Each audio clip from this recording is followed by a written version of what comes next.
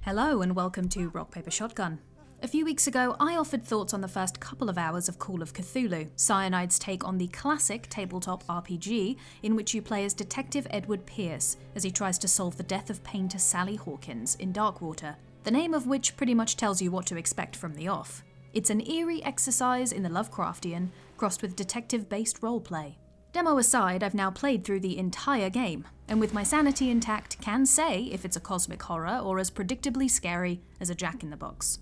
Now, the one thing I can say, before I get to deducing and note-referring all detective-like, is that Call of Cthulhu is kind of a video game B-movie. Not a backhanded compliment, B-movies are good, and I like them. I say this because it's a relatively short, but very fast-moving tale of action and compelling intrigue that may not be the most original horror creation alluding to the works of H.P. Lovecraft. Whether that ends up selling some smart ideas short, we'll find out in about 20 seconds. And while I'm on the subject of short, sharp blasts of gaming fun, you really should check out Rock Paper Shotgun's other videos while you're here. If you enjoy this one, subscribe, and you'll get fresh delights posted throughout the week. But let's stop the shilling and solve this killing. What does Call of Cthulhu get right? And what should slip down the gullet of a cosmically monstrous entity that I assume has a gullet at all? Show yourself worthy of the Wentworth Detective Agency, and we might keep you on the payroll. Call of Cthulhu is pitched as an RPG investigation. Instead of a barbarian or mage, you're building a detective, deciding the flavour of his brain instead of the henchness of his brawn, although you can bulk if you choose. And this sees the game at its best. The skills you pick feed nicely into sleuthing work, giving you freedom in your approach to mystery solving. It all starts with this lovely skill tree. That's not sarcasm, by the way, the design is one of the few bits of UI that really work for me. The range is small, but enough to impact your work. Pick psychology, which reveals where an NPC's mind is at, and you'll get more scintillating dialogue options in conversation.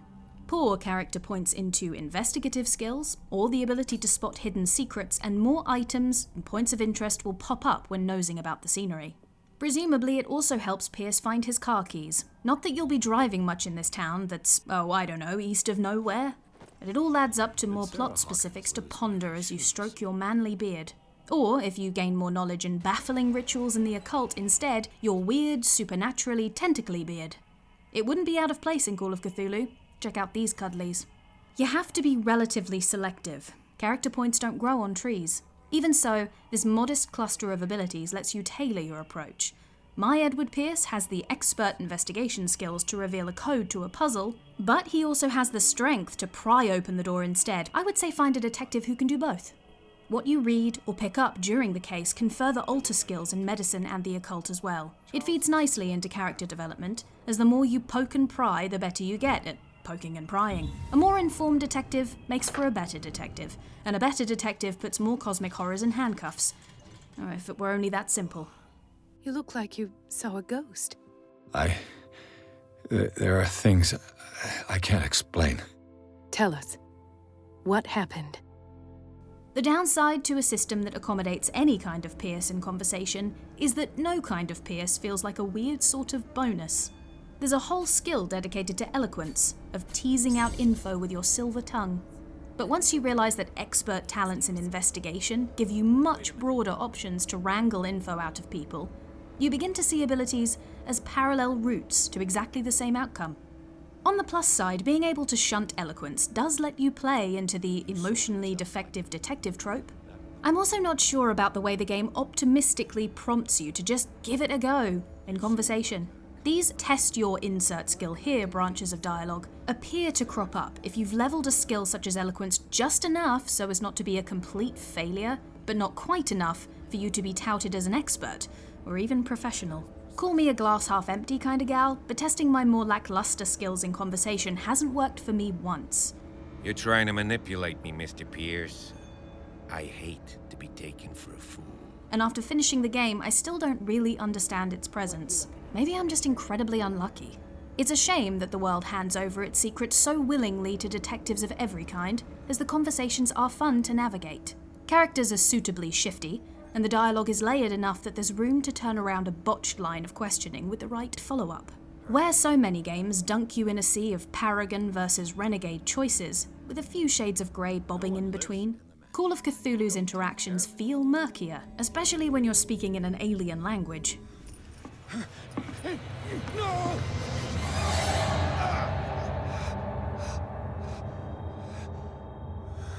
Having built this intriguing, if slightly basic sleuth sim, it's slightly squandered on a story with few original things to say. I mean, test subjects, mutations, cults, squidmen, you name it, Call of Cthulhu has it all, just shy of Nazi zombie doctors. Hello, my B-movie analogy, good to see you again. I feel as though we've seen these devices so often in everything, not just video games, that as soon as a test subject so much as thinks about raising his unfortunate head, you want to yawn.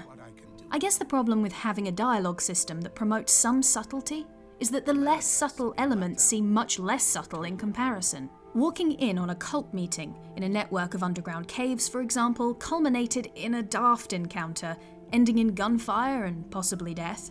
That I was led there at all meant following a robed person in a mask who'd been hiding in a locked workshop for who knows how long. I liked the idea that he became trapped in there and just patiently waited for me and the nice policeman to let him out.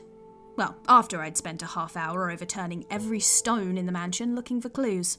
This isn't to say some moments that burn more slowly don't make up for these sorts of flying bricks.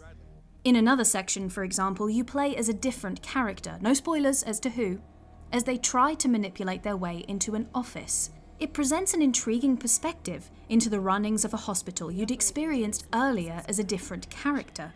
It also builds a certain level of mystery, and reveals relationship dynamics that went straight over my head in earlier scenes.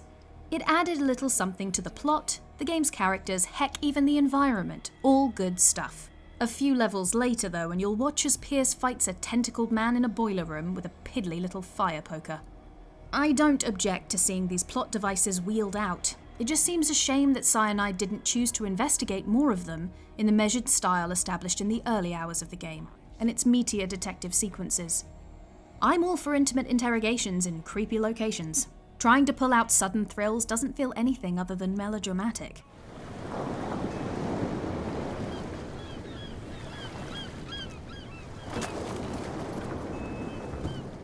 The game's later inability to take it slow is reflected in its general length. The case can comfortably be wrapped up in 9 to 10 hours. A length shouldn't, and often doesn't, determine the effectiveness of an experience, but before you banish me to the netherworld for mentioning longevity, I do think that the mood, atmosphere, and pacing of Call of Cthulhu is begging for more breathing room. Most of the story revelations and events in the latter half of the game feel like a big barnacled rock rolling downhill at breakneck speed, especially after the casually creepy first half. A story like this is all about the slow burn to build the eerie tension. Something the game does very well as you sniff about Darkwater's various nooks and corners in the opening. By the end, the story is whipping by, and all of its solid foundations, the well-structured dialogue, the investigations and reveals, buckle under the pace. Plot twists on occasion feel shoehorned in, and new characters are swap-shopped rather abruptly. It feels like two different games got accidentally mixed together.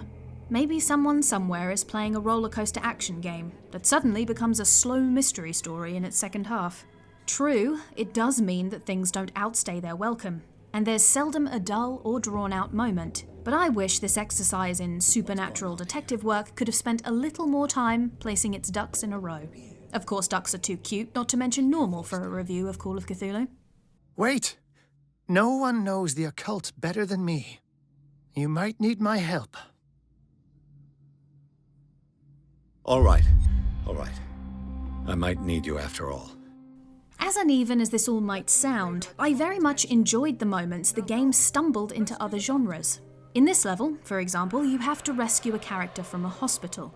When you enter, you're given 2 lamps, one red and the other green, each casting a new light on the environment. Okay, that metaphor was bad even for me. Just count yourselves lucky I'm not Lovecrafting all over this script like I did the last. There are only so many old god jokes one can stand before going mad. The hospital is dark. If you don't hug the wall or memorize the layout, you can get lost in the middle of a room. And something else is moving about there with you. Something that isn't a doctor. Unless he or she suffers from some chronic respiratory illness, which would be ironic. The wheezing sound design and the confusing route makes plotting your escape genuinely thrilling. Unlike the narrative moments touched on before, this tension fits the tone and the world of Call of Cthulhu. I actually wish there was more of this. It adds threat without resorting to the theatrical nonsense of some of the cutscenes, and that's without mentioning the mind-bendy situations that crop up later in the game, a very tense gallery encounter, or the race to close some supernatural glyphs down some deep, dark bootlegger tunnels. But back to the hospital sequence. It's genuinely unnerving, as the creature gets closer and Pierce starts to freak the fudge out because who wouldn't? The room grows darker, further preventing escape.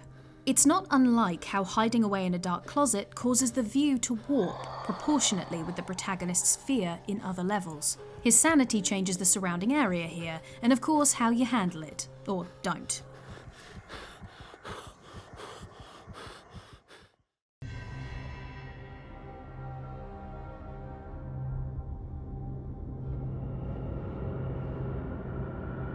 Sanity plays a big part in the tabletop RPG, and does here too with a meter that builds based on what you do and witness, warping the environment and Pierce's psyche in a few ways.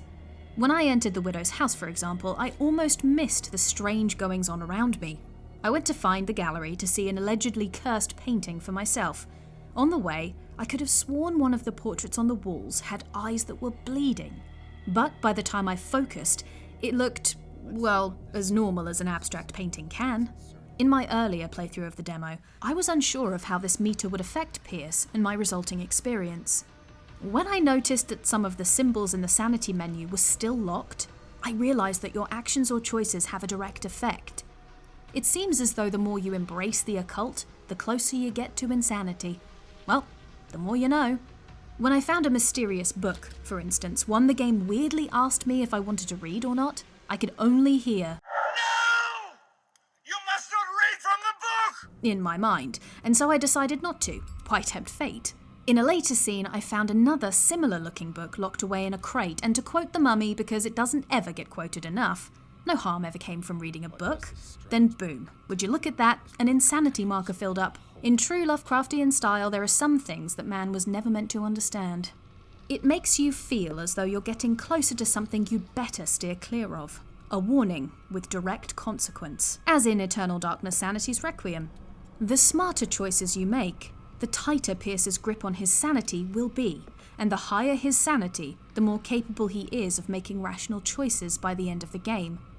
No spoilers here, but endings will be affected in either the number or choices available. I like it. When the last of them rises up, you will choose. It surprises me to say, and I can't be the only person who didn't peg Cthulhu for a sound smart kind of experience, but this is in fact a game worth playing with headphones to get the full effect. With booming voices and other scary creatures from the supernatural world taking full advantage of directional sound, directional as in right behind your ear, or even inside your own mind. It manages to add a kind of tension that would otherwise not have been there at all. The aforementioned voice might be a little dialed in. Think what's your favourite scary movie minus a few octaves and the volume cranked up to full. But when it abruptly rumbles through your headphones as you wade through fish guts or stumble blindly in the dark, you better believe it gives you one heck of a jolt. I was routinely pulled into a moment or location on the strength of its sound alone. A song being sung in a long dark hallway, the scraping of a metal door, not to mention the cacophony of strange voices bleeding into one another at the asylum. There's a lot going on underneath it all. I also want to praise the voice work for the main character, especially in the scenes where he loses his mind. He was somehow able to shift from a guy who somewhat has it together, despite being a heavy drinker suffering from insomnia, to a man who's lost his proverbial sugar honey iced tea, and may not ever recover. Poor guy. His ruffled hair tends to give it away too, mind you.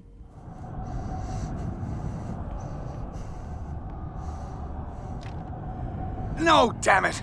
I must find a way out of here.